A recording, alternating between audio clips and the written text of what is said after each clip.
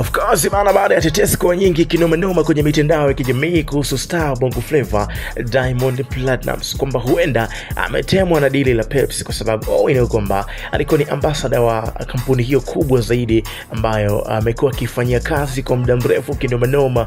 Sasa taarifa zimekuwa zikizagaa kwenye mitandao ya kijamii zikidai kwamba msanii Diamond Platnumz pengine ameachwa na hiyo kampuni ambayo inaitwa Pepsi. Sasa ikumbuke juzi kati Bibi Zuchu alikuja kujibu kwenye moja ya post ambayo ilikuwa imepostiwa kuhusiana na issue ya Diamond kuachana na page na of course na issue ya Pepsi. So akaja kusema Diamond bado ni ambassador wa kampuni hiyo na bado anahitajika kinomenoma.